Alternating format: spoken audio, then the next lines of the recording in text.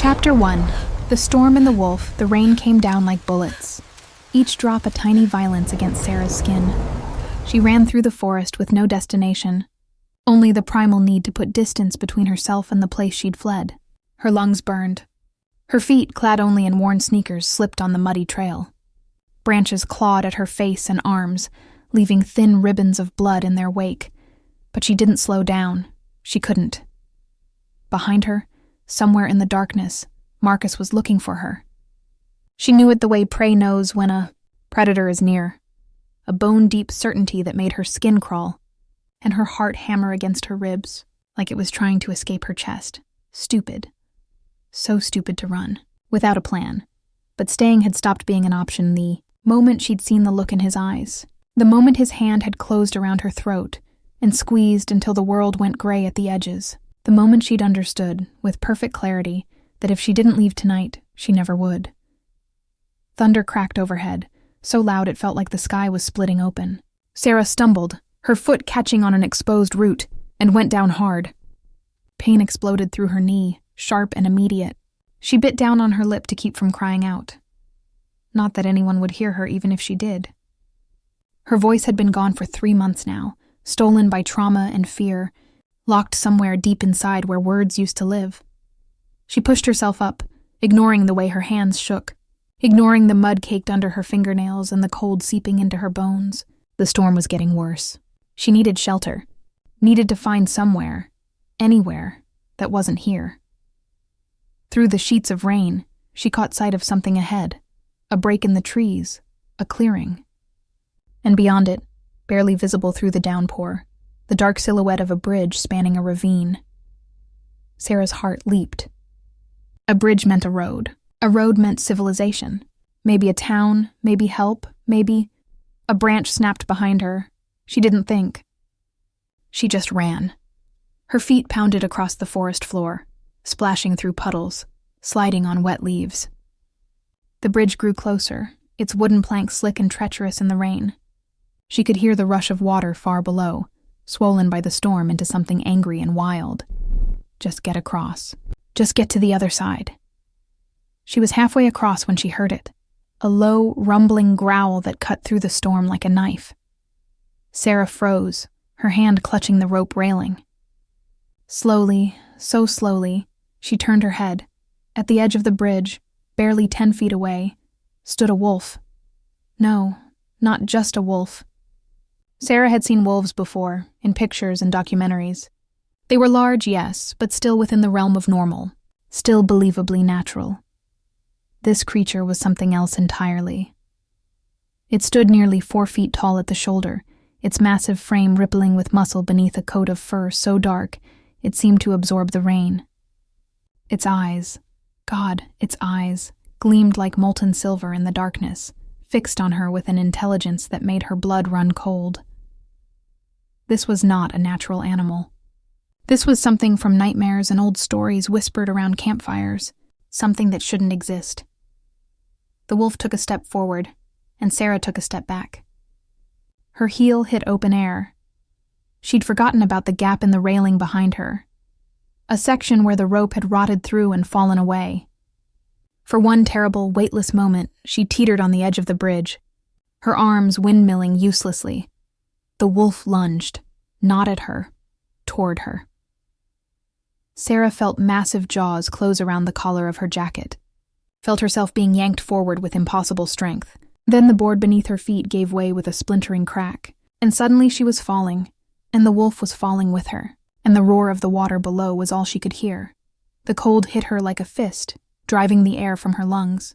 The current seized her immediately, dragging her under, tumbling her like she weighed nothing.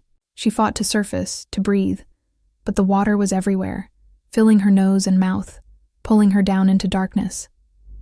This is how I die, she thought with strange clarity. Not at Marcus's hands. At least there's that. Something grabbed her arm, something strong and sure, and suddenly she was being propelled upward. Her head broke the surface and she gasped, choking on air and water. Through her blurred vision, she saw the wolf swimming beside her, its powerful legs churning through the current, its jaws still locked on her jacket. The creature was pulling her toward the bank. Impossible, her mind insisted, even as it was happening. Wolves don't save people. They don't. Her head struck something hard, a rock, a branch, she couldn't tell, and pain exploded behind her eyes like a flash of white light. The world tilted sickeningly. The last thing she saw before darkness claimed her was those silver eyes, watching her with something that looked almost like concern, almost like recognition. When the world came back, it came back slowly, in fragments, cold, wet, the smell of earth and pine and something wild. Sera's eyes fluttered open. She was on the riverbank, sprawled on muddy ground, her body shaking violently from cold and shock. The storm still raged overhead, but the trees provided some shelter from the worst of it, and standing over her, water streaming from its dark fur, was the wolf. It was even more massive up close, its shoulders level with her chest even while she lay on the ground. Steam rose from its body in the cold air. Those silver eyes studied her, unblinking, and Sera found she couldn't look away. She should have been terrified. Every instinct should have been screaming at her to run, to fight, to do something. But she was so tired. So impossibly tired. And there was something in the way the wolf looked at her. Not with hunger or aggression, but with something else. Something she couldn't name but felt in her bones. "You saved me," she thought, though the words had no voice. "Why?" The wolf's ears twitched. It lowered its massive head slowly, cautiously, until its nose was inches from her face. She felt its breath, warm against her cold skin. Felt the wild, primal power radiating from it like heat. Then, just as slowly, the wolf turned and melted into the trees, leaving her alone in the storm. Sera lay there for a long moment, shaking, her mind trying and failing to process what had just happened. Then, because staying here meant freezing to death, she forced herself to move, to crawl, then to stand, then to stumble forward through the trees in the direction the wolf had gone. She didn't know what else to do, didn't know where else to go. The forest seemed to open up before her, paths appearing where there had been none before. And always, just at the edge of her vision, she caught glimpses of dark fur and silver eyes, watching, waiting, guiding. When she finally saw the cabin through the trees, a small, sturdy structure with smoke curling from its chimney, she nearly sobbed with relief. She made it to the door, raised her fist to knock, and then her legs gave out. She crumpled to the ground, consciousness slipping away like water through her fingers. The last thing she heard was the door opening. The last thing she felt was strong arms lifting her, carrying her inside, away from the storm. And the last thing she thought, before darkness took her again, was that those arms felt strangely familiar, almost like they'd been waiting to catch her all along. Chapter 2. The Stranger's Eyes. Sera woke to the crackling of a fire and the scent of pine smoke curling through the air. For a moment, she didn't remember where she was. Her body ached, not the sharp, immediate pain of injury, but the deep, bone-weary exhaustion of someone who had been running for far too long. Her fingers twitched against something soft, a blanket, heavy wool, rough but warm.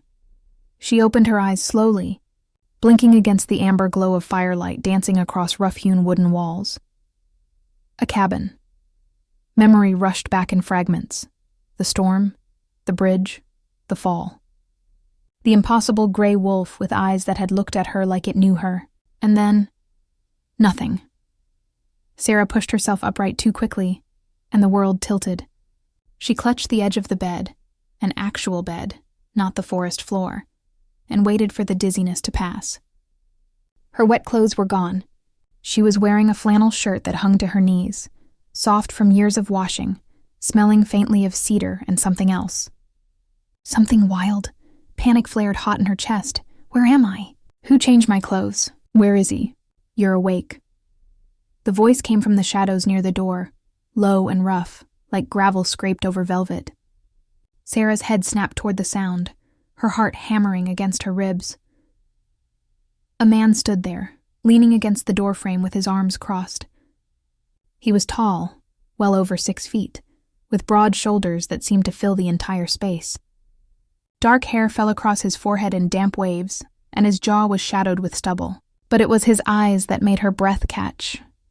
Gray, storm cloud gray. The same eyes that had stared at her from the wolf's face. No, that's impossible. Sera's mouth opened, but no sound came out. Her voice had abandoned her months ago, stolen by trauma and fear, and it refused to return now when she needed it most. She pressed her lips together and shrank back against the headboard, pulling the blanket up to her chest like armor. The man's expression didn't change. He watched her with an intensity that made her skin prickle, his gaze sweeping over her face as if cataloging every detail. "You hit your head when you fell," he said finally. "I brought you here. You've been out for about 6 hours." 6 hours. Sera's mind raced. It was still night then, or perhaps early morning. She glanced toward the single window, but heavy curtains blocked any view of the outside world. "You don't have to be afraid," the man said, though his tone suggested he expected her to be anyway. "I'm not going to hurt you." Sera stared at him, her fingers knotting in the blanket. She wanted to believe him. God, she wanted to believe someone. But belief was a luxury she couldn't afford anymore. Not after Marcus. Not after what trusting the wrong person had cost her. The man seemed to sense her doubt. He pushed off the door frame and took a single step into the room, and Sera flinched involuntarily. He froze mid-step, his jaw tightening. "I'll stay over here," he said quietly. He moved to a wooden chair near the fire instead, and lowered himself into it with deliberate slowness, as if she were a wild animal he might spook. "My name is Kael." Kael Sera committed it to memory, though she couldn't speak it aloud. She watched him warily, noting the way he sat, relaxed but ready, like a predator at rest. Everything about him screamed danger, from the corded muscle visible beneath his dark Henley to the way his eyes tracked her smallest movements. "You can't talk," Kael said. It wasn't a question. Sera's throat tightened. She shook her head slowly. Can't or won't. She hesitated, then pressed her palm flat against her throat, hoping he'd understand. Can't. The words were locked inside her, buried beneath layers of fear and broken trust. Kael's expression softened, just barely. "All right, we'll work around it." He leaned back in the chair, his gaze never leaving her face. "You were alone out there in the storm, running from something or someone." It wasn't a question, but Sera's pulse kicked up anyway. How did he know? Could he somehow sense the truth? She looked away, focusing on the fire instead, watching the flames devour the logs with hungry efficiency. "I'm guessing you don't want to be found," Kael continued. His voice was gentler now, almost careful. "That makes 2 of us." Sera's eyes snapped back to his. "What does that mean?" Kael studied her for a long moment, and something flickered across his face, something dark and haunted. "This cabin is off the grid," he said. "No one knows about it except me. If you need a place to hide for a while, you can stay here. At least until the storm passes." It was the last thing she'd expected him to say. Sera blinked, thrown off balance. Strangers didn't just offer sanctuary. People didn't help without wanting something in return. That was a lesson she'd learned the hard way. What does he want from me? As if reading her thoughts, Kael's mouth quirked in something that wasn't quite a smile. "I don't want anything from you," he said. "Except maybe your name." Sera hesitated. Names had power. Names could be used to track, to find, to hurt. But something in the way Kael looked at her, patient, almost understanding, made her want to give him this one small piece of truth. She reached for the notepad and pen she noticed on the bedside table, her movements slow and deliberate. Her hand trembled slightly as she wrote, the letters shaky but legible. Sera. She held up the notepad, and Kael's eyes flicked to the page. He nodded once, as if committing it to memory. "Sera," he repeated, and the sound of her name in his rough voice did something strange to her chest. "All right, Sera, here's how this works. You're safe here. I have food, water, a roof that doesn't leak. You can rest as long as you need to, and when you're ready to leave, I'll show you the way out. No questions asked. It was too good to be true. It had to be." Sera's instincts screamed at her to run, to get out before the trap closed, but her body betrayed her. Exhausted, battered, too worn down to flee again. And there was something else. Something she couldn't quite name. When she looked at Kael, she didn't feel the same crawling dread that Marcus had inspired. She felt something different, something that hummed beneath her skin like recognition. "You're losing your mind," she told herself firmly. "He's a stranger. He's dangerous. You saw what he is." But even as the thoughts formed, she knew she wasn't going anywhere. Not tonight, maybe not for a while. Kael rose from the chair slowly, careful not to make any sudden movements. "There's soup on the stove if you're hungry," he said, "and clothes in the dresser that might fit. They belong to—" He stopped abruptly, his jaw clenching. "They'll fit," he finished. He moved toward the door, and Sera felt a sudden, irrational panic at the thought of being alone again. Her hand shot out before she could stop herself, and she knocked over the glass of water on the nightstand. It shattered against the wooden floor with a sharp crack. Kael turned back immediately, his eyes searching hers. "It's all right," he said. "I'm just in the next room. You're not alone. You're not alone." The words hit her like a physical blow. Sera's eyes burned, and she bit down hard on her lower lip to keep the tears at bay. She hadn't realized how desperately she needed to hear those words until they were spoken. Kael watched her for another moment, something unreadable passing across his face. Then he nodded once and disappeared through the doorway, leaving her alone with the fire and the storm still howling outside. Sera sat in the flickering darkness, her heart pounding, her mind spinning with questions she couldn't ask. Who was Kael? What was he? And why did being near him feel like both the most dangerous and the safest thing she'd ever done? Chapter 3. Unspoken trust morning came slowly to the cabin, filtered through heavy clouds that refused to break. Sera woke to pale gray light seeping through the curtains and the smell of coffee drifting through the air. For the first time in months, she'd slept without nightmares. No dreams of Marcus's hands around her throat. No visions of running endlessly through dark streets with nowhere to go. Just silence and warmth. And the strange, unsettling comfort of knowing someone else was nearby. She sat up carefully, testing her body for damage. Her knee throbbed where she'd fallen, and there was a tender spot on her temple where she'd struck her head, but nothing felt broken. Nothing felt worse than it had been before the storm. The clothes Kael had mentioned were folded neatly on top of the dresser. Jeans, a thick sweater, wool socks. All too large for her, but they'd work. She changed quickly, rolling up the sleeves and cuffs, trying not to think too hard about who these clothes had belonged to. Trying not to notice the way her hands shook as she buttoned the jeans. When she finally emerged from the bedroom, she found Kael standing at the stove, his back to her. He was wearing a different shirt, a dark gray thermal that stretched across his shoulders, and his hair was still damp, as if he'd recently been outside. Or recently shifted back from— "Stop it," Sera told herself firmly. You don't know anything for certain, but she did know. Somewhere deep in her bones, she knew. Kael turned as if sensing her presence, and their eyes met across the small space.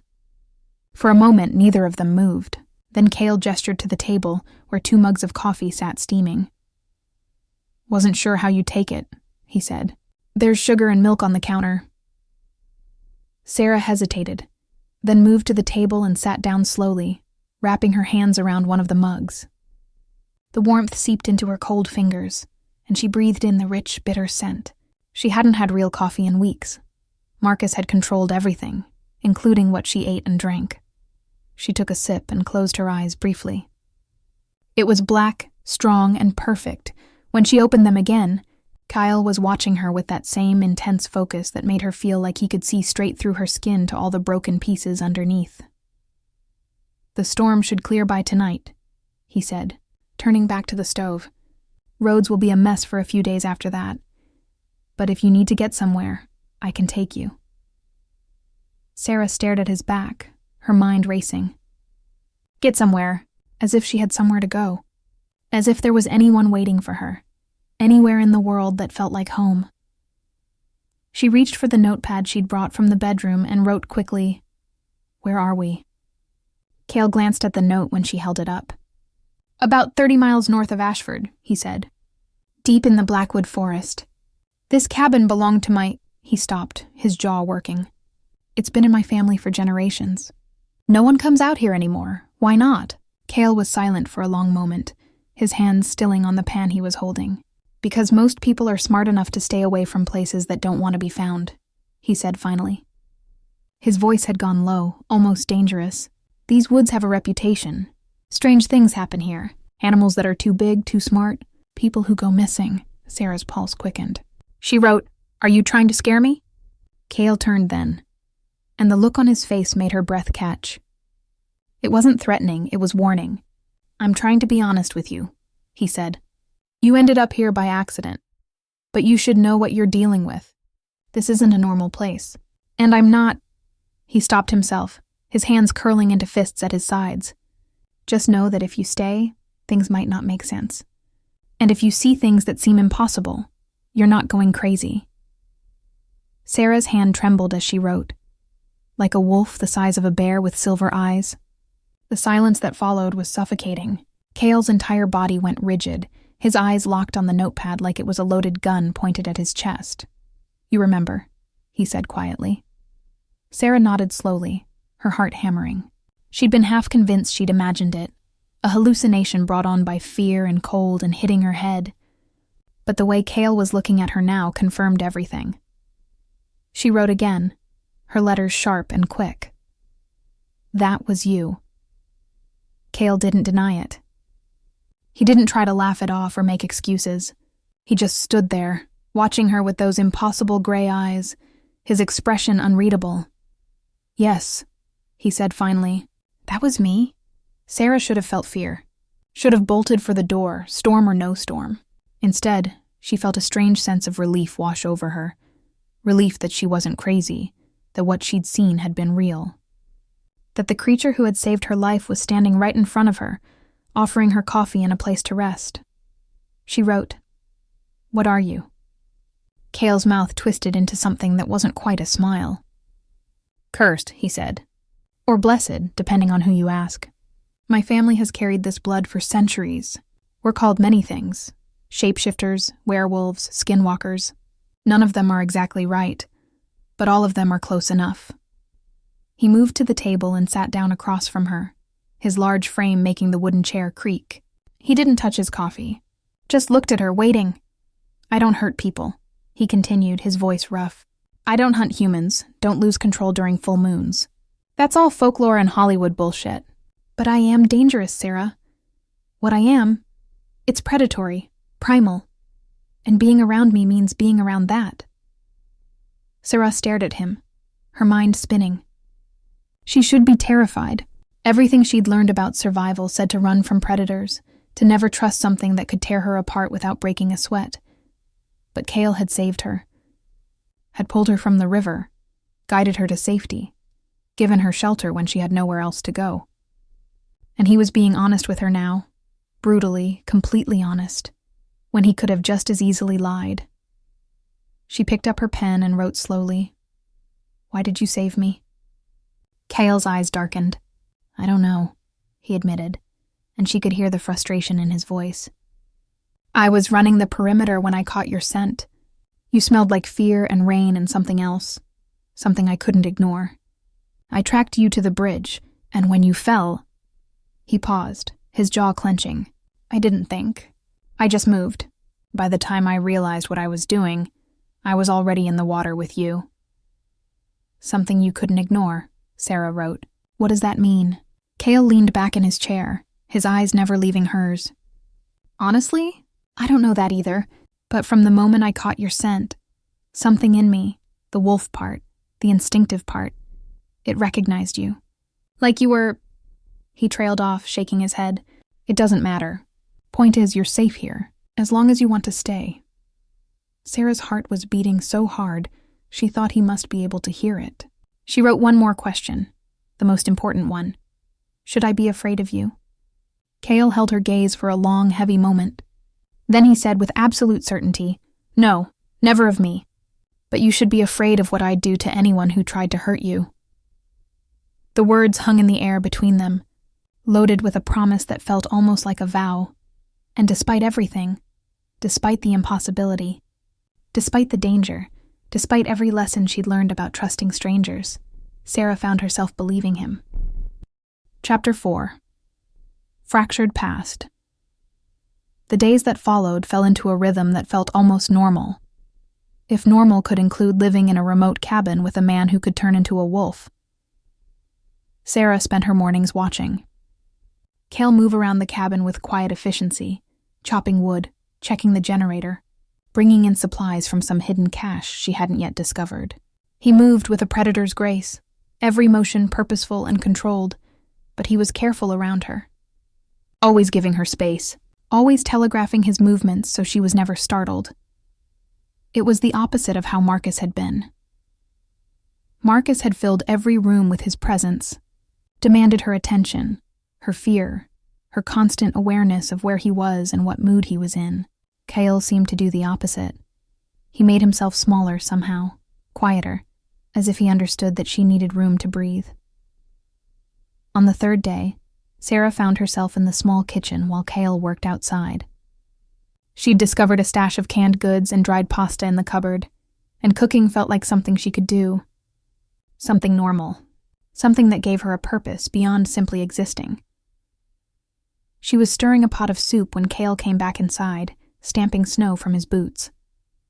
The temperature had dropped overnight, and frost now clung to the windows in delicate patterns.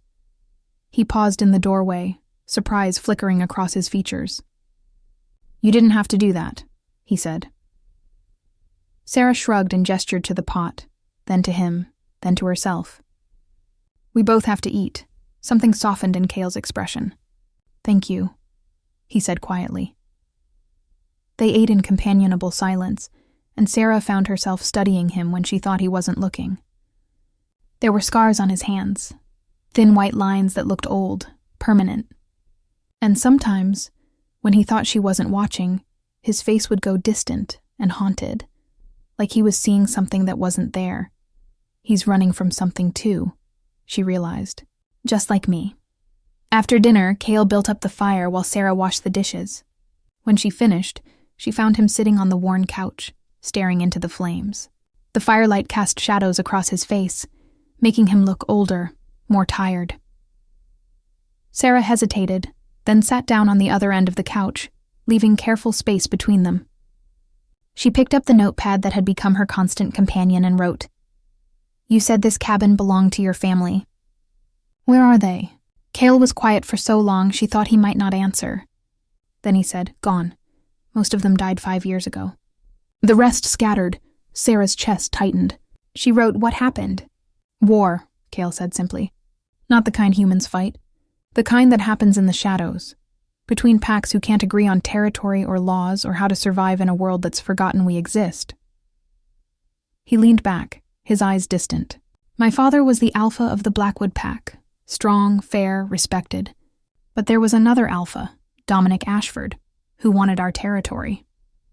Wanted our hunting grounds, our resources." He paused, his jaw clenching. "Dominic challenged my father. It should have been a formal duel. One-on-one. Winner takes control of both packs. But Dominic didn't fight fair. He brought hunters, humans he'd paid off, and they came with silver bullets and wolfsbane. They slaughtered half the pack before anyone knew what was happening." Sera's hand went to her mouth, horror washing over her. She wrote quickly, "Your father?" "Dead," Kael said flatly. "My mother, too. My younger sister, Elena.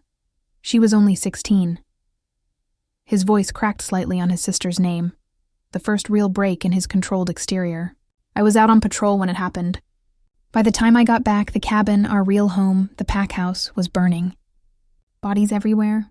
The survivors fled into the forest, and we've been scattered ever since." Sera's eyes stung with tears. She reached out without thinking, and placed her hand over his on the couch cushion. Kael's eyes dropped to where her fingers rested against his skin, and something flickered across his face. Surprise, then something deeper. "I should have been there," he said quietly. "I should have been able to protect them." Sera shook her head and wrote with her free hand. "Not your fault. You couldn't have known." "Doesn't matter," Kael said. "I was supposed to be the next alpha. I was supposed to keep them safe. And I failed." He turned his hand over, his palm pressing against hers, his fingers curling gently around her hand. The touch was careful, tentative, as if he was afraid she might pull away. She didn't. "I've been alone out here since then," Kael continued, "hunting Dominic's people when I can. Staying off the radar, this cabin is the only thing I have left of my family. Sometimes I can still smell them here. My mother's lavender soap, my father's pipe tobacco, Elena's strawberry shampoo." His voice went rough. "Sometimes I forget they're gone. I wake up expecting to hear them, and then I remember." Sera squeezed his hand, and Kael looked at her, really looked at her, with those storm-gray eyes that seemed to see straight into her soul. "What about you?" he asked softly. "What are you running from?" Sera's throat tightened. She'd known this question would come eventually, but she still wasn't ready for it. Her hand trembled as she pulled it back and reached for the notepad. She wrote slowly, "A man named Marcus. I thought he loved me, thought he wanted to protect me." Kael's entire body went still, a predatory alertness coming over him. "He hurt you," he said. It wasn't a question. Sera nodded, her vision blurring with tears she'd been holding back for months. She wrote, "He controlled everything. Where I went, who I saw, what I wore. It started small, jealousy, possessiveness. He said it was because he loved me so much." Her hand shook harder as she continued writing. Then it got worse. "He'd grab my arms hard enough to bruise, push me, once he choked me until I passed out. When I woke up, he was crying, apologizing, swearing it would never happen again." Kael's hands had curled into fists, his knuckles white. A low growl rumbled in his chest, barely audible but unmistakable. Sera wrote, "One night he came home drunk and angry. He wrapped his hands around my throat and squeezed. I couldn't breathe, couldn't scream. Something broke inside me that night. When I woke up the next morning, my voice was gone. Just gone. Psychogenic aphonia," Kael said quietly. "Trauma-induced muteness," Sera nodded. She wrote, "The doctors said it might come back with time and therapy. Or it might not. Marcus pretended to care, but I could see it in his eyes. He liked that I couldn't scream for help anymore." She wiped at her eyes angrily, hating the tears, hating the weakness. She wrote one final line, so I ran. "And he's looking for me. I know he is." Kael was silent for a long moment, his eyes burning with something fierce and protective. Then he reached out slowly, giving her time to pull away, and gently wiped a tear from her cheek with his thumb. "He won't find you here," Kael said, his voice low and absolute. "And if he does, he won't leave alive. I promise you that." There was something in his tone, something dark and utterly certain, that should have frightened her. But instead, Sera felt a rush of relief so intense it made her dizzy. For the first time in years, she felt protected. Not controlled, not owned. Protected. Kael's hand lingered against her cheek for a moment longer, and Sera found herself leaning into the touch, craving the warmth and gentleness of it. When he finally pulled away, she felt the loss of contact like a physical ache. "Get some rest," Kael said softly. "You're safe here, Sera. I'll make sure of it." As Sera stood and made her way to the bedroom, she glanced back once. Kael was staring into the fire again, but this time his expression was different, harder, more dangerous. He looked like a man planning violence, and for once, that didn't scare her at all. Chapter 5. The mark of the moon. Sera woke in the dead of night to the sound of howling. It wasn't the distant, mournful sound of coyotes she'd heard on previous nights. This was closer, deeper. A bone-rattling call that resonated through the cabin walls and made her heart leap into her throat. She sat up in bed, clutching the blanket, her eyes wide in the darkness. The howling came again, and this time she realized it wasn't coming from outside. It was coming from Kael's room. Sera hesitated for only a moment before sliding out of bed and padding barefoot to his door. It was slightly ajar, and through the gap she could see movement, shadows writhing in the moonlight that spilled through his window. She pushed the door open slowly. Kael was on the floor beside his bed, doubled over, his body convulsing. His shirt was soaked with sweat, his muscles straining beneath his skin. As she watched, his back arched violently, and another howl tore from his throat, half human, half animal, filled with pain. Sera's breath caught. She should leave, should give him privacy, but something in the way he moved, the agony in that sound, made her feet carry her forward instead. She knelt beside him and reached out tentatively, placing her hand on his shoulder. Kael's head whipped around, and Sera found herself staring into eyes that glowed silver in the darkness. Not human eyes, but not quite wolf either. Something in between, he snarled, his lips pulling back to reveal teeth that were too long, too sharp. Sera should have been terrified. Should have scrambled away. Instead, she held her ground and gently squeezed his shoulder, trying to communicate through touch what she couldn't say with words. "I'm here." "You're not alone." Kael's eyes widened, and something in them shifted, recognition breaking through whatever hell he was trapped in. He shuddered violently, his whole body trembling, and then collapsed forward. Sera caught him instinctively, his weight heavy against her, his forehead pressing into her shoulder. "Sorry," he gasped, his voice raw and broken. "I'm sorry. You shouldn't see me like this." Sera shook her head and held him tighter, her hand moving to the back of his neck, her fingers threading through his sweat-dampened hair. She could feel his heart racing against her chest, could feel the heat radiating from his skin like fever. Slowly, his breathing began to even out. The trembling subsided. When he finally pulled back, his eyes had returned to their normal gray, though they were haunted with exhaustion and shame. "Full moon is in 3 days," he said quietly, not meeting her gaze. "The change gets harder to control as it gets closer. My body starts shifting involuntarily, partial transformations. It's like being torn apart from the inside." He wiped a hand across his face. "I should have warned you. Should have told you to stay in your room at night." Sera reached for the notepad she'd left on his nightstand earlier that day.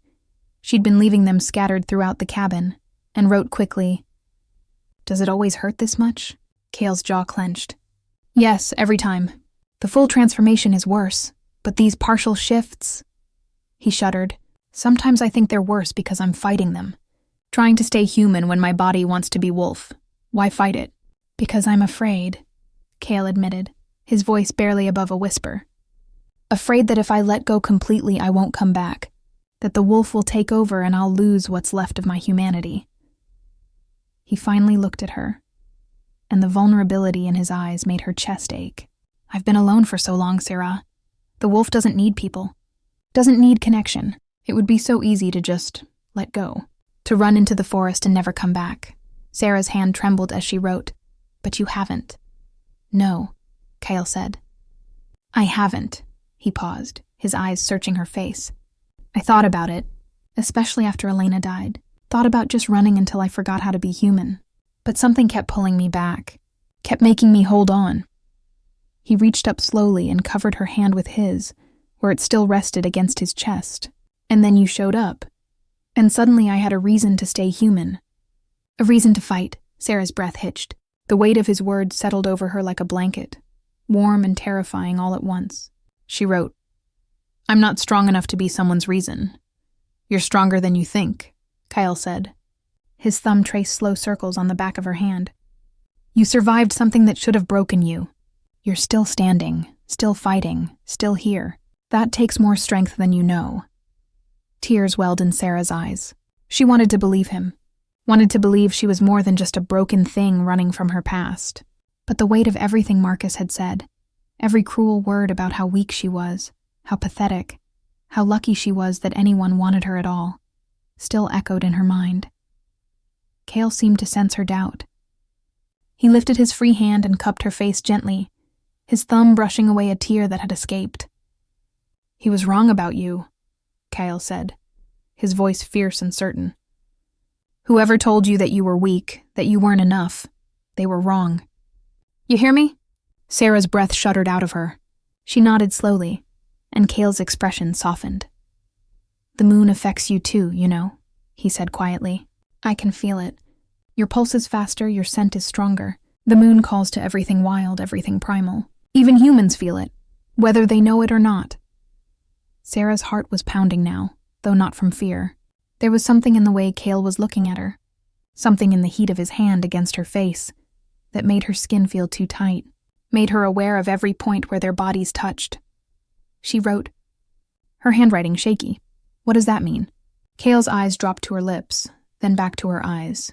It means, he said slowly, that being near you right now, with the moon rising and my control already fractured, it's dangerous. Not because I'd hurt you, but because I want— He stopped himself, his jaw clenching. You should go back to your room, Sera. Before I do something we'll both regret. But Sera didn't move. Couldn't move. There was something building between them, something that felt like gravity, pulling them together despite all the reasons they should stay apart. She set down the notepad and did something she hadn't done since she'd lost her voice. She tried to speak. Her lips formed the word, silent but clear. Stay. Kael's eyes widened. Sera! She shook her head and pressed her fingers to his lips, silencing him. Then, slowly, giving him time to pull away, she leaned forward and pressed her forehead to his. Kael made a sound low in his throat, half groan, half growl. His arms came around her, pulling her closer, and Sera let herself be held. Let herself feel safe and wanted and seen for the first time in so long. They stayed like that for a long time, wrapped in each other's arms, the moon watching through the window. And when Kael finally helped her back to her room, his hand lingered in hers for just a moment longer than necessary. Thank you, he whispered. For not running. For staying. Sera squeezed his hand once before letting go, and as she closed her bedroom door, she touched her fingers to her lips, where they still tingled with the phantom sensation of almost being kissed. Something had shifted between them tonight. Something irrevocable, and Sera knew with absolute certainty that there was no going back. Chapter 6. Shadows in the snow the next morning brought an uneasy quiet to the cabin.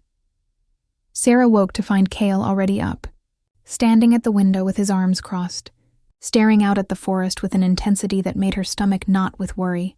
Snow had fallen during the night, blanketing everything in pristine white, but Kael's expression suggested he saw something other than beauty in the landscape. She approached slowly, notepad in hand, and stood beside him. Up close, she could see the tension in his shoulders, the tight set of his jaw.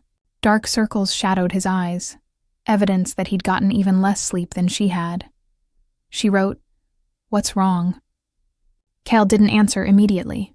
His eyes tracked something in the tree line, following movement Sera couldn't see. Tracks, he said finally. Something was circling the cabin last night. Something big. Sera's blood ran cold. She wrote quickly, "Another wolf?" "Shifter," Kael corrected, his voice grim. A wolf would have moved on. This one kept coming back, testing the perimeter, looking for weaknesses. And it left markers. Territorial markings. It knows I'm here, and it wants me to know it's watching. Dominic? Kael shook his head. Dominic wouldn't come himself. He'd send scouts first. But this, he gestured to the window. This is someone new. Someone who either doesn't know I'm here, or doesn't care about pack law enough to announce themselves properly.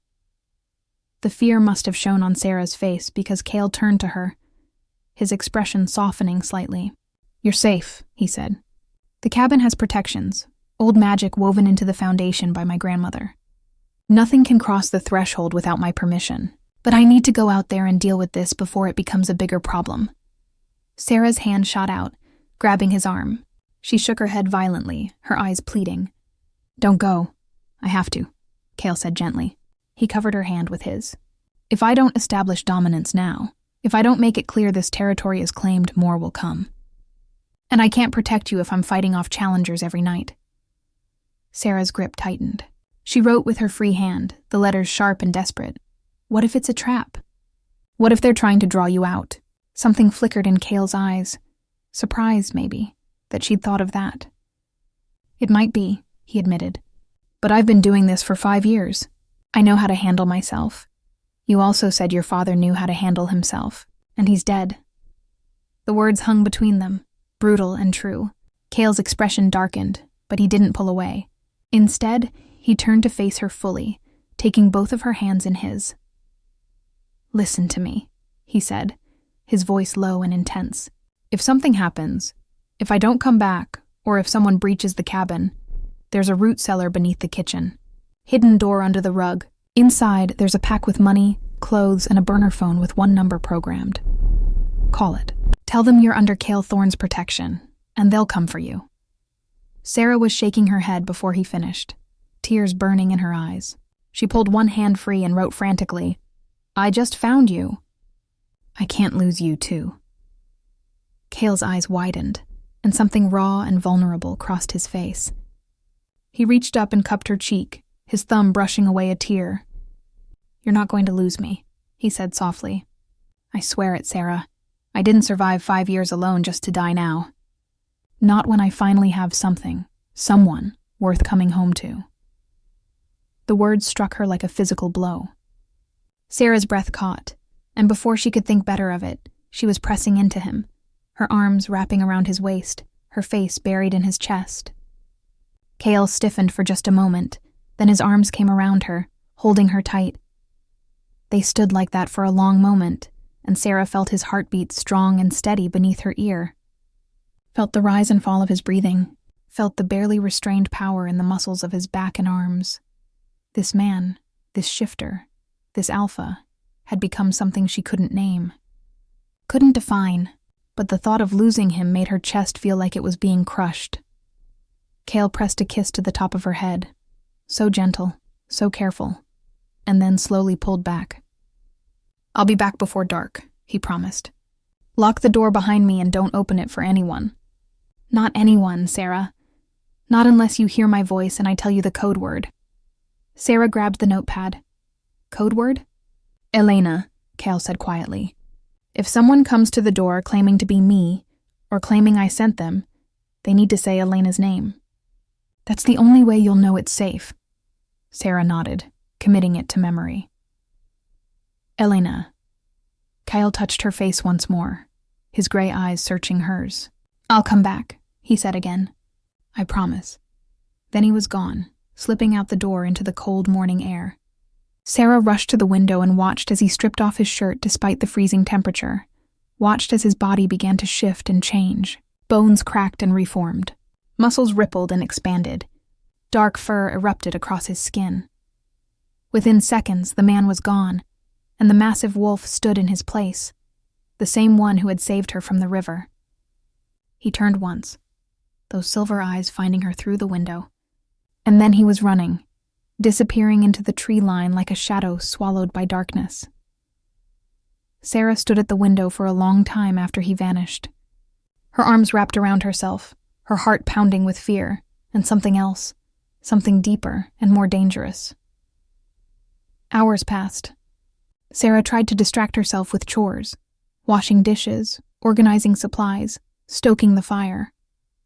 But every sound made her jump. Every creak of the cabin settling made her heart race.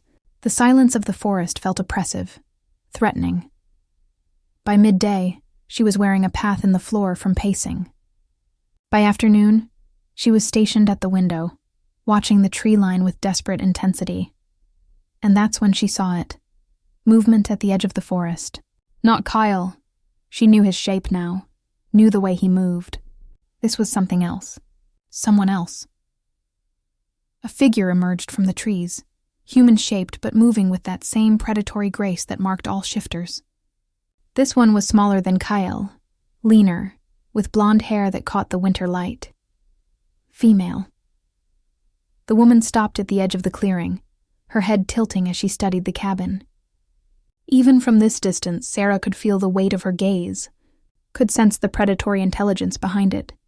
Then the woman smiled, a cold, cruel expression that made Sera's blood run cold, and raised her hand in a mocking wave. Sera stumbled back from the window, her heart hammering. Who is she? What does she want? The woman didn't approach the cabin, didn't try to cross whatever invisible boundary protected it. She just stood there watching, her smile never wavering. And then, as if she'd been waiting for Sera to see her, she turned and melted back into the forest. Sera sank to the floor, shaking. She knew with horrible certainty that this was a message. A warning. They know I'm here. They know Kael is protecting me. And somewhere out in those woods, Kael was alone, possibly walking into a trap. Sera pressed her hands to her mouth, fighting back panic, and did the only thing she could do.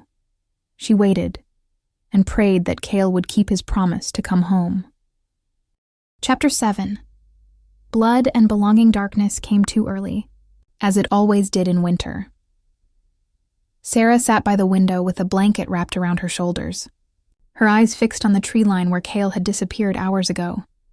The fire crackled behind her, but its warmth couldn't reach the cold knot of fear that had settled in her stomach.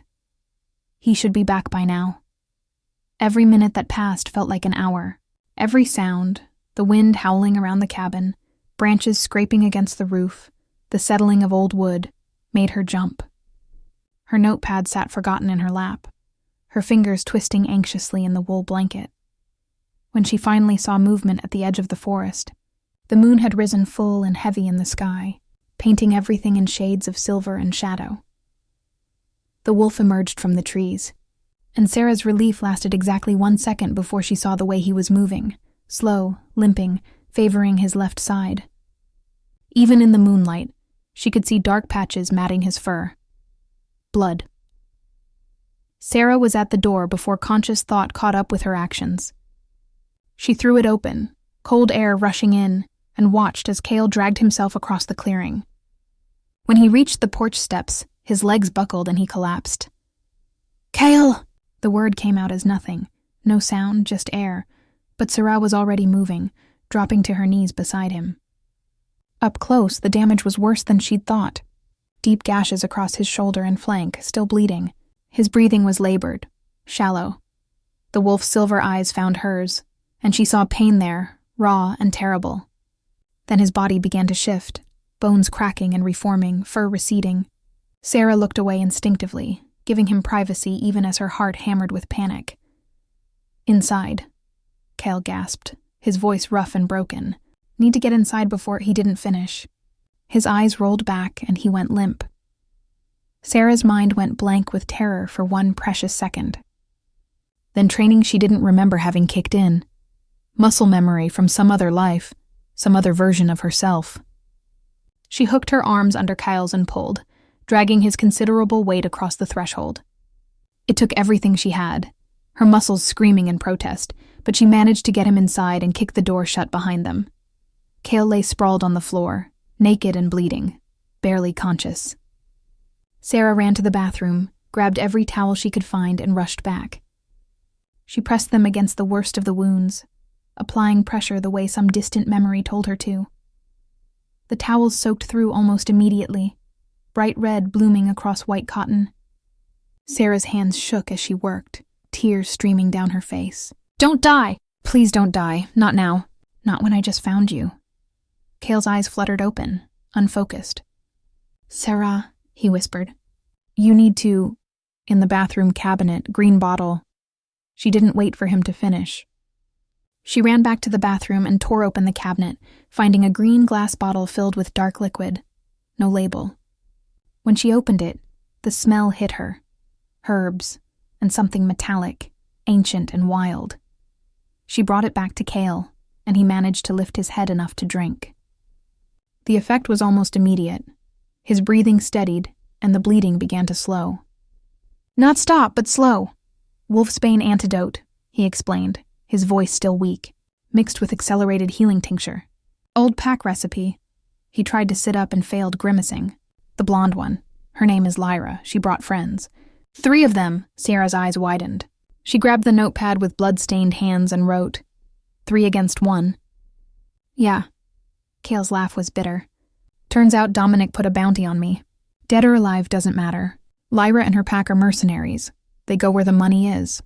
He winced as he shifted position. "They had wolfsbane blades. That's why the wounds aren't healing faster. The poison needs to work its way out of my system."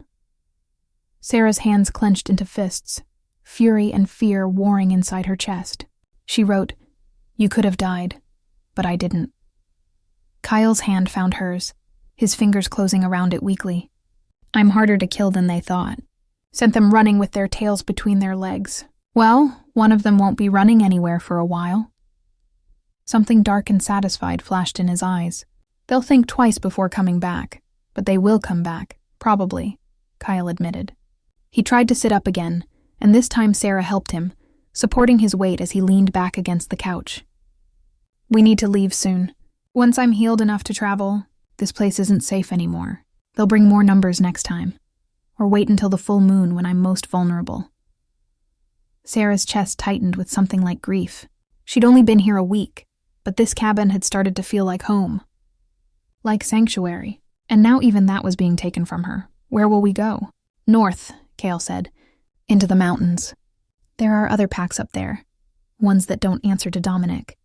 One in particular owes my family a debt. They'll give us shelter. He paused, his eyes searching her face. If you want to come with me, that is. I'd understand if you'd rather I take you to a town. Help you disappear somewhere Dominic's people won't look. Sera stared at him. At this man who had saved her life. Who had given her shelter and safety in something she'd thought she'd lost forever. Hope.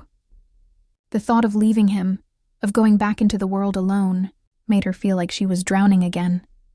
She picked up the notepad and wrote. Her hand steady, despite everything. I'm not leaving you. Something fierce and bright ignited in Kael's eyes. Sera, she shook her head and wrote again. You said I was your reason to stay human. You're my reason to stay alive. So wherever you go, I go, Kael's breath caught. He reached up with his good arm and cupped her face, his thumb tracing her cheekbone. You have no idea what you're signing up for, he said softly. Life with a shifter, especially one with a price on his head. It's dangerous. It's unpredictable. There will be more fights, more blood, more nights like this. Sera met his gaze steadily and wrote, I'd rather have dangerous with you than safe without you. A sound escaped Kael, half laugh, half groan. You're going to be the death of me, you know that? She managed a small smile and wrote, or the life of you. Kael pulled her closer, and she went willingly, careful of his injuries. She ended up curled against his good side, her head on his shoulder, his arm around her. They sat like that in the firelight, both of them battered and exhausted but alive. Together. We'll leave tomorrow night, Kael said quietly, his fingers tracing absent patterns on her arm. I'll be strong enough by then, and the full moon will make me harder to track. Most shifters avoid traveling during a full moon because the change is harder to control. He paused. You'll see me transform completely.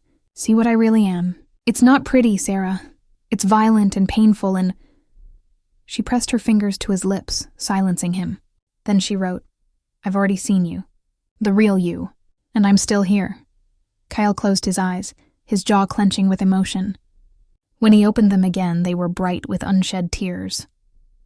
I don't deserve you, he whispered. Sera shook her head and wrote one final thing before setting the notepad aside. We deserve each other. We're both survivors. Both fighters. Both still standing. Both still standing, Kael repeated softly. He pressed a kiss to her forehead, then another to her temple, and finally, so gently it made her heart ache, he brushed his lips against hers. Barely a touch.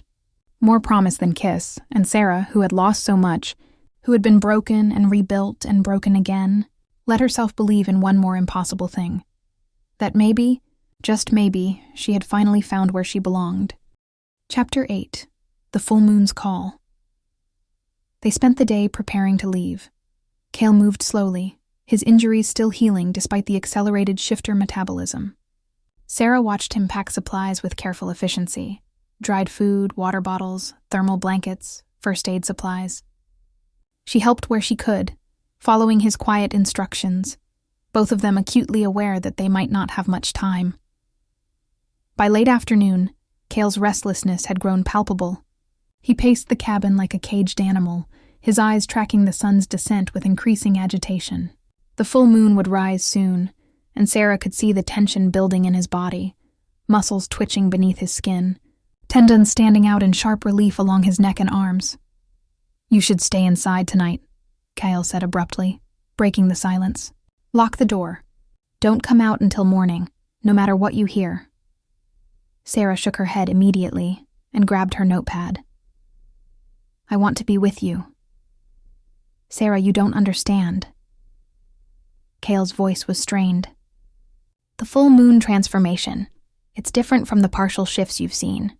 I'm fully wolf for hours, fully animal. My human mind gets buried under instinct and hunger and territorial aggression. He raked a hand through his hair. I could hurt you without meaning to. You won't. You can't know that. Sera moved to stand in front of him, forcing him to meet her eyes. She wrote deliberately, holding the notepad up so he had no choice but to read. You pulled me from a raging river when you were in wolf form. You guided me to safety. You haven't hurt me once, even when you were in pain and barely in control. I trust you. Kael's expression cracked, raw emotion bleeding through. I don't trust myself, he whispered. Not with you. Not with this. Sera set down the notepad and took his hands in hers. She pressed them to her chest, over her heart, letting him feel its steady rhythm. Then she brought his hands to her face, letting him cup her cheeks, grounding him in her presence. Her reality. I'm not afraid of you, she mouthed silently, knowing he could read her lips. I'm afraid of being without you.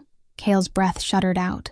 He leaned forward until his forehead pressed against hers, his eyes closed, his whole body trembling. If something goes wrong, he said quietly, if I lose control, you run. You get in the cabin, lock the door, and you don't come out. Promise me. Sera hesitated, then nodded slowly. It was a lie. She knew she wouldn't run, couldn't run, but if it gave him peace, she'd promise him anything. As the sun touched the horizon, painting the sky in shades of blood orange and deep purple, Kael led her outside. The air was crisp and cold, their breath misting in the fading light. He'd stripped down to just his jeans, his torso bare despite the freezing temperature. It'll start soon, he said, his voice already rougher, more animal. When the moon breaks the horizon, it's not gentle, Sera. It's going to look like I'm dying. But I need you to stay calm. Stay quiet. Don't try to touch me until it's over. Sera nodded, wrapping her arms around herself. She positioned herself near a large pine tree, giving him space but refusing to go back inside. Kael stripped off his jeans and stood naked in the snow, his head tilted back, waiting. Sera had seen him shift before, but this was different. This time she could see the anticipation in his stance, the way his body seemed to vibrate with barely contained energy. Then the first sliver of moon appeared over the mountain ridge. Kael gasped, his whole body going rigid. His eyes flew open, already glowing silver, and he dropped to his knees. The transformation that had taken seconds before now stretched into agonizing minutes. Sera watched, her hand pressed to her mouth, as Kael's bones broke and reformed. His spine arched impossibly, vertebrae cracking and reshaping, his jaw elongated with sickening pops and crunches. Fur erupted across his skin in violent waves. His fingers curved into claws that dug gouges into the frozen ground. And through it all, he screamed. A sound that started human and ended as a howl that echoed through the forest and made every animal within miles go silent. Sera's legs shook, but she didn't move. Didn't run. Even as tears streamed down her face at witnessing his pain, she stood her ground. Finally, after what felt like an eternity, the massive wolf stood where Kael had been. He was even larger than she remembered, easily 6 feet at the shoulder, all rippling muscle and dark fur that seemed to absorb moonlight. His eyes were pure silver now, reflecting the moon like mirrors. The wolf's head swung toward her, nostrils flaring as he caught her scent. Every muscle in his body tensed, and Sera's heart kicked into overdrive. This was the moment Kael had warned her about, the moment when instinct would war with whatever remained of his human consciousness. The wolf took a step toward her. Then another. His lips pulled back slightly, revealing teeth the size of her fingers. Sera forced herself to breathe slowly, evenly. She didn't run, didn't move, just met those silver eyes steadily, trying to communicate through presence alone. It's me. It's Sera. You know me. The wolf stopped 3 feet away, his massive head lowering as he studied her. She could feel the heat radiating from his body, could smell the wild, primal scent of him. His breath came in visible puffs in the cold air. Then slowly the wolf moved closer. His nose touched her hand, cold and wet, and he inhaled deeply, taking in her scent. Sera held perfectly still, her heart pounding so hard she thought it might burst from her chest. The wolf made a sound, low and rumbling, somewhere between a growl and a whine. His massive head pushed against her hand, and Sera understood. He was asking for touch, asking for connection. With trembling fingers, she reached out and sank her hand into the thick fur at his neck.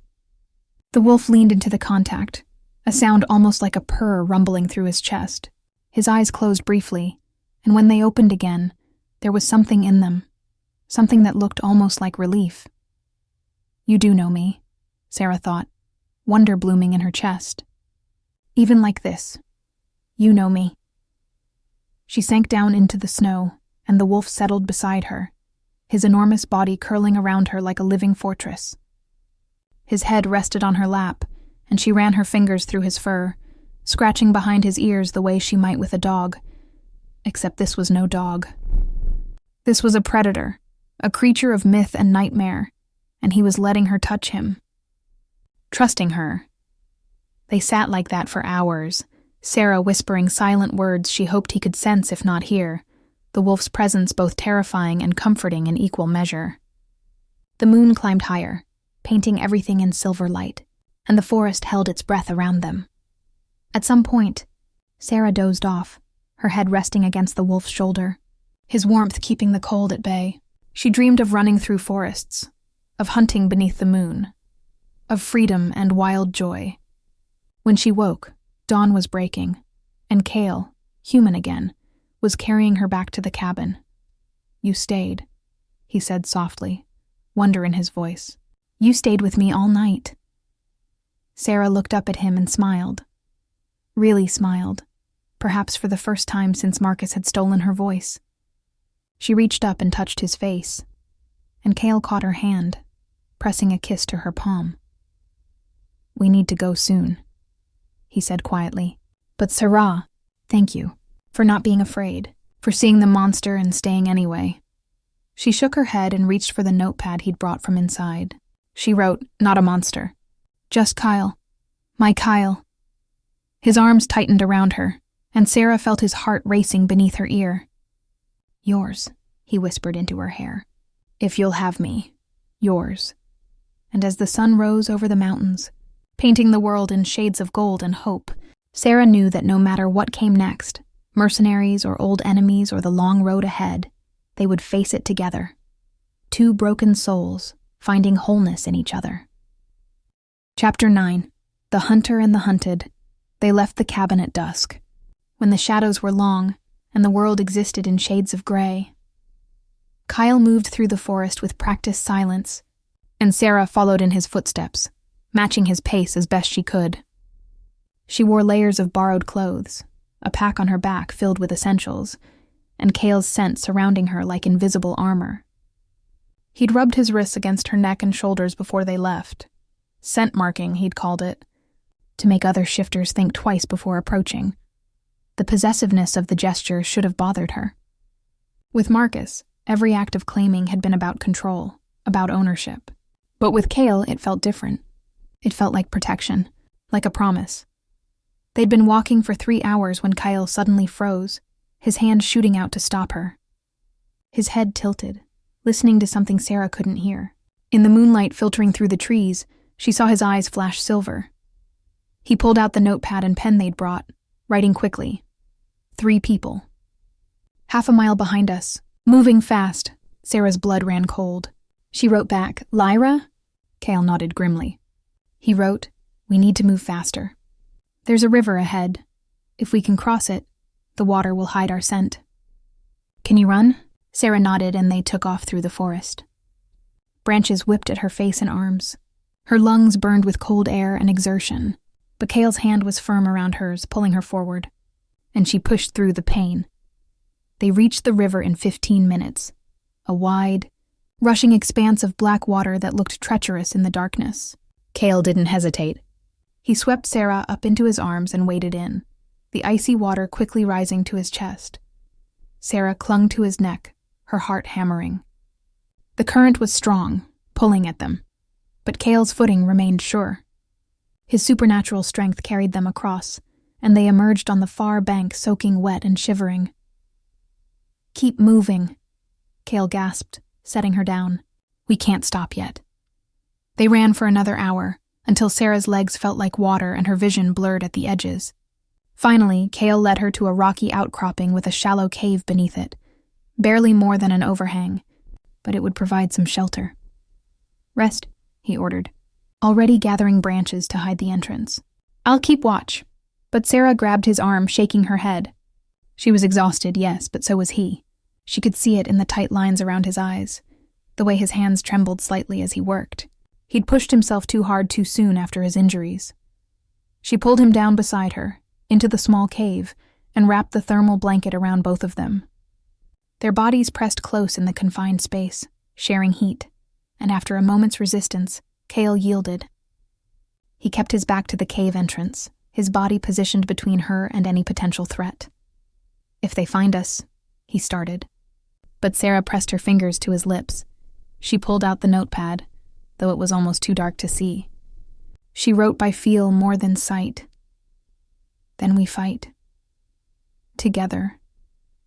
Kael caught her hand and brought it to his lips, pressing a kiss to her knuckles. "You're too brave for your own good," he murmured. Sera managed a small smile and wrote, "I learned from you." They sat in tense silence as the night deepened around them. Sera could feel Kael's heartbeat against her back, could feel the coiled readiness in his muscles. Every sound made him tense, the crack of a branch, the rustle of leaves, the distant call of an owl. Hours passed.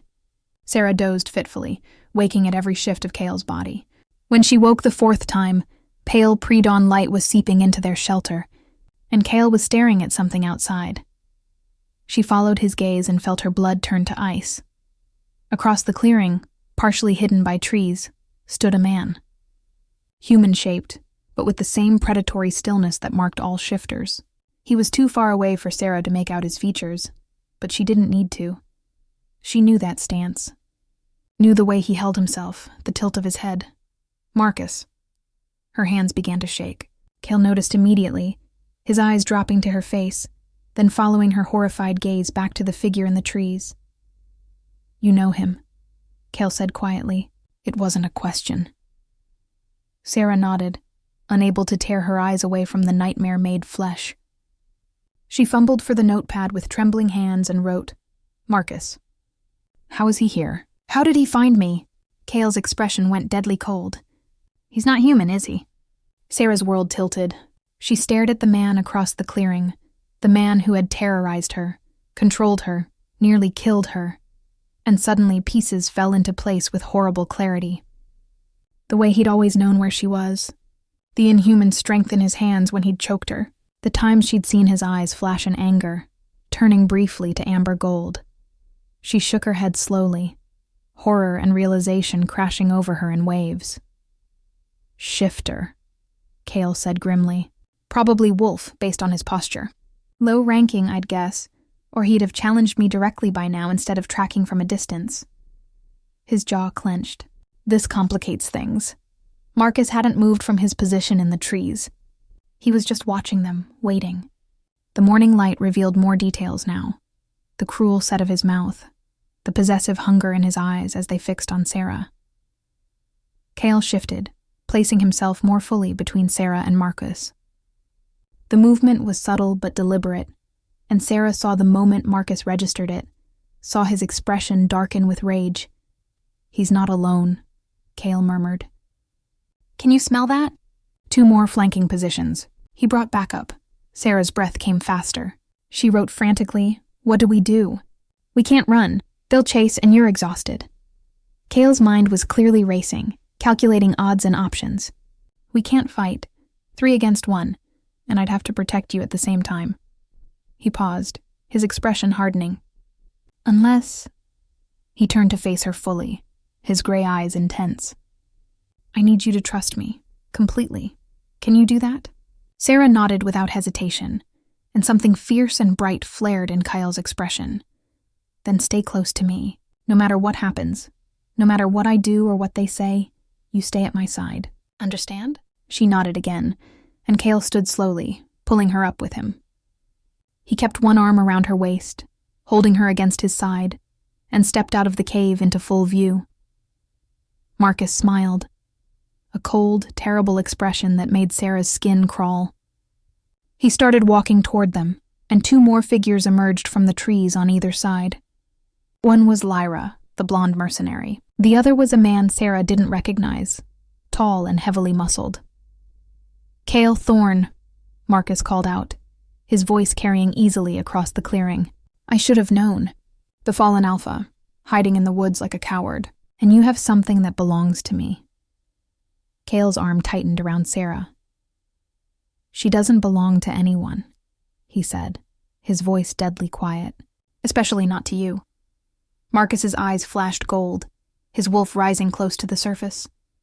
"She ran from me, stole from me. She needs to be punished. Taught her place." "Her place," Kael said, and his voice dropped into a register that made the air itself seem to vibrate, "is with me. Under my protection, marked by my scent. Mine." The word echoed through the clearing like a declaration of war. Marcus's face contorted with rage. "You think you can just claim her? You're packless, Thorne. You have no authority, no territory. No. I am the rightful alpha of the Blackwood Pack," Kael interrupted, his voice ringing with command. "My bloodline goes back 7 generations. I may be in exile, but my claim is absolute, and I'm claiming her. As my mate," Sera's breath caught.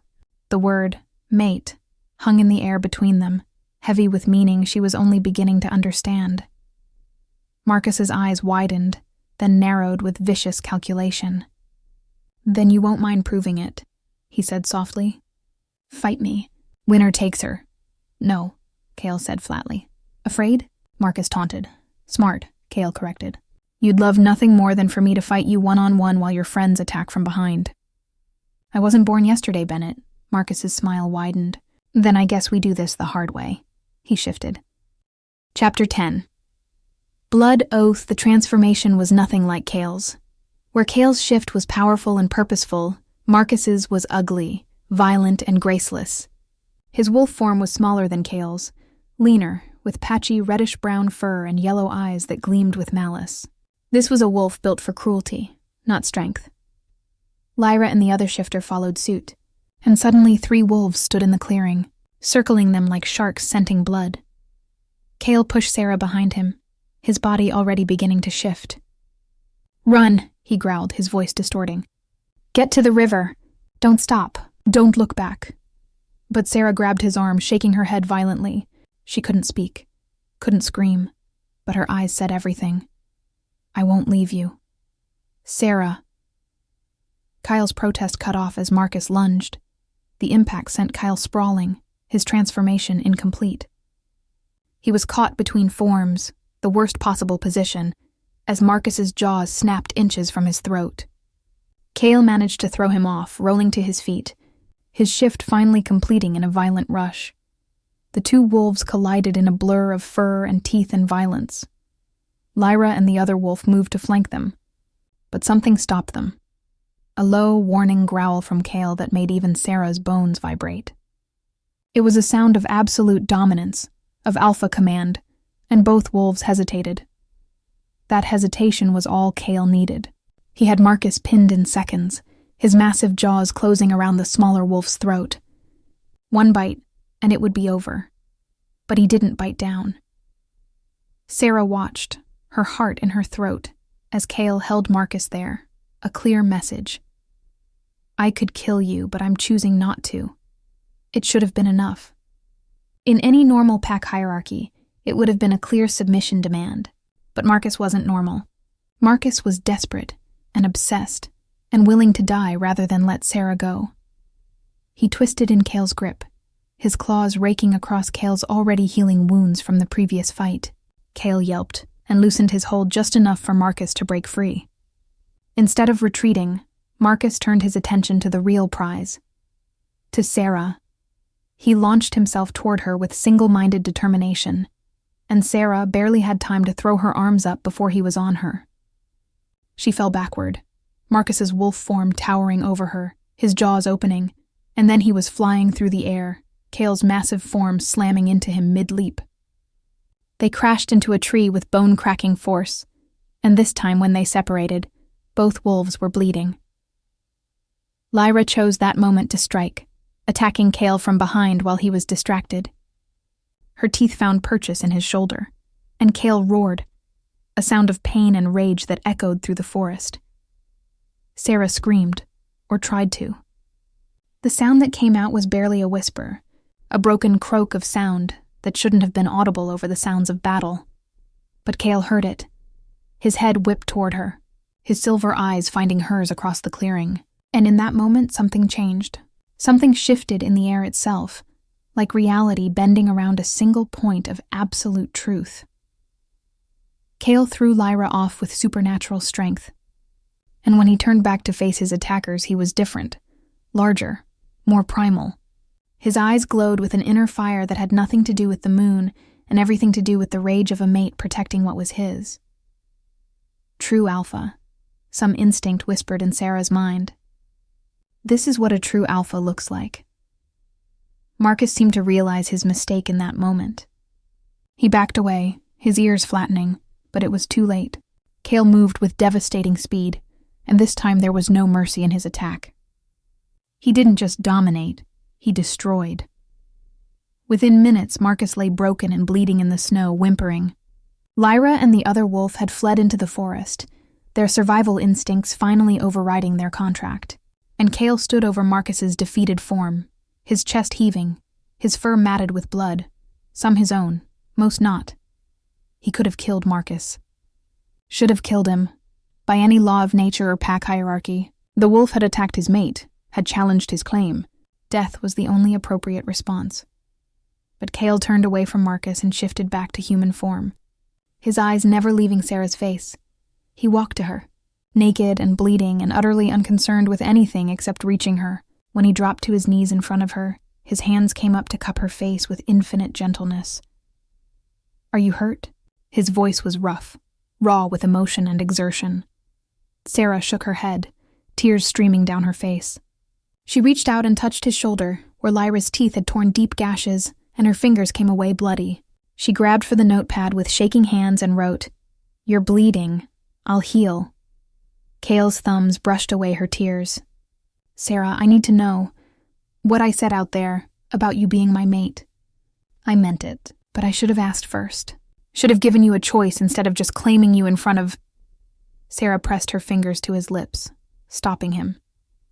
She picked up the notepad again, her hand steadier now despite everything. "I choose you. I've been choosing you since the moment you pulled me from that river, maybe even before." Kael's eyes closed briefly, his whole body shuddering with relief. When he opened them again, they were bright with unshed tears. "A mate bond is forever," he said quietly. "It's not just words. It's magic, blood, soul. Once it's completed, we're bound. What you feel, I'll feel. Your pain becomes mine. Your joy becomes mine. We're two halves of one whole." Sera understood what he was asking, not just for her heart, but for her soul. For everything she was and everything she would be, it should have terrified her. With Marcus, the thought of being that connected to someone had been a nightmare. But with Kael, it felt like coming home. She wrote, "How do we complete it?" "Blood and intention," Kael said. "An exchange. A vow," and he hesitated. "Usually consummation, though that can wait. The bond will settle either way, just slower." Sera's cheeks flushed, but she didn't look away. She wrote, "Show me." Kael reached down and picked up a sharp stone from the ground. He drew it across his palm, drawing blood, then offered it to her. "Your turn," he said softly. Sera took the stone with trembling hands and made a quick cut across her own palm. The pain was sharp but brief, and when Kael pressed their bleeding palms together, she felt something surge between them. Hot and electric and utterly right. "Kael Thorne, last of the Blackwood bloodline," Kael said, his voice formal now, ritualistic. "Claim you, Sera, as my mate, my equal, my other half. I vow to protect you, honor you, and stand beside you until my last breath. Do you accept?" Sera nodded frantically, wishing desperately that she could speak the words aloud. Instead, she grabbed the notepad one more time and wrote with her free hand, awkward but determined, I, Sera, accept. I claim you, Kael, as my mate, my protector, my home. I vow to stand beside you, trust you, and choose you every day until my last breath. The moment Kael read the words, something clicked into place, something fundamental and unbreakable. Sera gasped as she felt it, a golden thread connecting her heart to his, binding them in ways she didn't fully understand but felt in her bones. And then Kael was kissing her, deep and desperate and claiming, and Sera was kissing him back with everything she had. Their joined hands pressed between them, their blood mingling, sealing the bond that would tie them together for the rest of their lives. When they finally broke apart, both breathing hard, Kael rested his forehead against hers. Mine, he whispered. Yours, Sera mouthed back.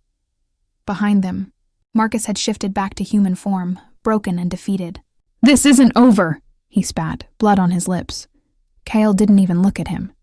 Yes, he said calmly, it is. If you come near her again, if you so much as think about her, I'll know. The mate bond will tell me. And next time, I won't stop. He finally turned his head, his gray eyes cold as winter. Run, Marcus. Run far and fast. Because you're marked now. Every wolf in these mountains will know what you tried to do, and none of them will shelter you. Marcus stared at them for one long moment, hate and defeat warring in his expression. Then he shifted and ran, disappearing into the forest. Sera watched him go and felt nothing. No fear. No regret. Just relief that it was finally truly over. She was free. And she was home. Chapter 11. New Beginnings. 3 months later, Sera stood on the porch of a small cabin nestled high in the mountains, watching the sun rise over peaks dusted with spring snow. The journey north had taken them 2 weeks of careful travel, avoiding Dominic's territory and the remnants of Marcus's contacts. But they'd made it. And the Silverpine Pack, the one that owed Kael's family a blood debt, had welcomed them with open arms. Well, mostly open arms. Pack life had been an adjustment. Learning the hierarchy, the customs, the unspoken rules that governed shifter society. But the Pack Alpha, a woman named Morgana with silver-streaked hair and kind eyes, had taken one look at the mate bond binding Sera and Kael and declared them under her protection. Any enemy of Dominic Ashford is a friend of mine, she'd said, her smile sharp as a blade. And any wolf brave enough to claim a human mate and make it work deserves respect. The cabin they'd been given was smaller than Kael's family home had been, but it was theirs. Sera had filled it with small touches over the past months. Wildflowers in mason jars, books from the Pack's small library, curtains she'd sewn herself from fabric Morgana had given her. It was becoming a home. She heard Kael's footsteps behind her, familiar now in a way that made her heart settle. His arms came around her waist, pulling her back against his chest, and she leaned into him automatically. The mate bond hummed between them, a constant awareness of his presence, his emotions, his heartbeat syncing with hers. You're up early, he murmured, pressing a kiss to her temple. Sera turned in his arms and pulled out the small notepad she still carried everywhere. She wrote couldn't sleep. Too excited. Kael's eyebrows rose. About? Instead of writing, Sera took his hand and pressed it to her throat. Then she opened her mouth and really tried to speak. Kael, she whispered. The sound was rough, barely audible, but it was there. Her voice. Coming back! Kael's eyes widened, his whole body going still with shock. Sera, he breathed. Your voice. Coming back, she managed, the words slow and painful but real. Slowly. Doctor says weeks, maybe months. Tears gathered in Kael's eyes, and he pulled her close, burying his face in her hair. She felt his shoulders shake, felt the overwhelming joy and relief flooding through the mate bond, and her own tears followed.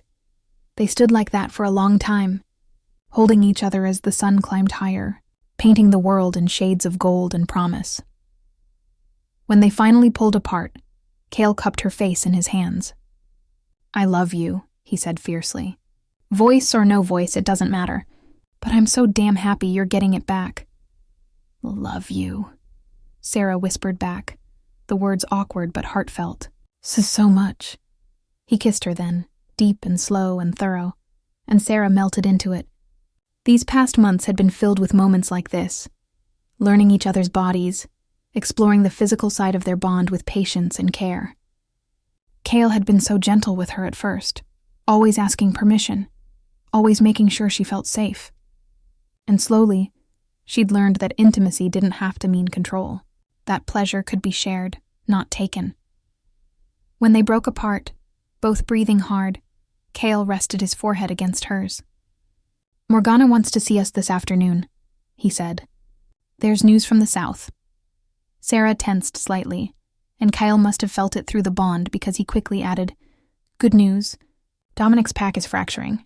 3 of his lieutenants broke away and formed their own packs. He's losing power, losing territory. It's only a matter of time before someone challenges him properly. Will you?" Sera asked quietly. Kael was silent for a moment.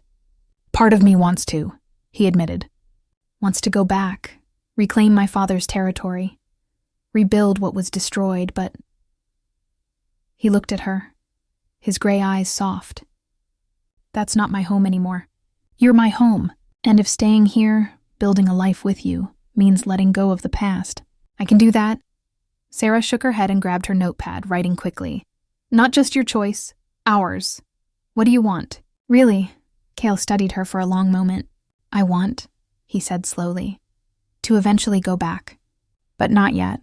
Not until we're stronger, until the pack here is solid, until you're ready. Dominic can wait. Revenge can wait." He smiled, soft and genuine. "Right now, I just want to be with you."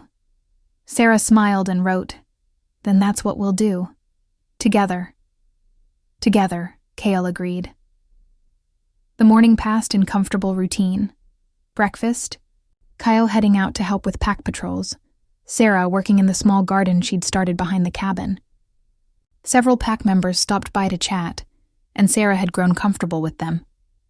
They didn't judge her for being human, didn't treat her as less, and her slowly returning voice seemed to delight everyone who heard it. That afternoon, they met with Morgana in the pack house, a large, sprawling building at the center of the settlement. The Alpha was waiting for them with maps spread across a long table.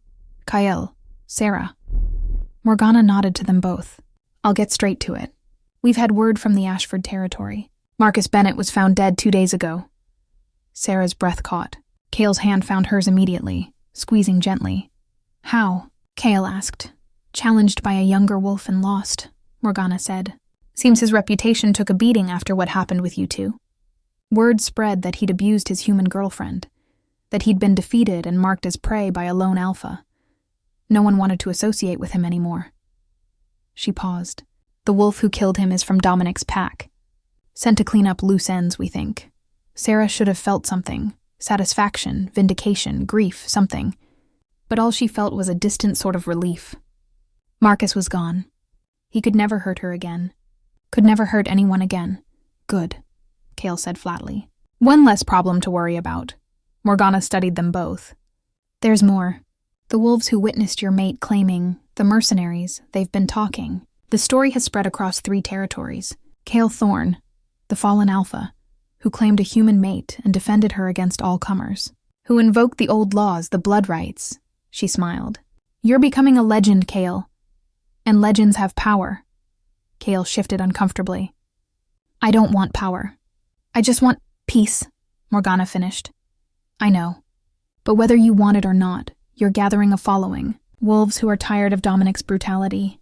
Wolves who remember your father's fairness. If you decided to return south, to reclaim your territory, you wouldn't go alone."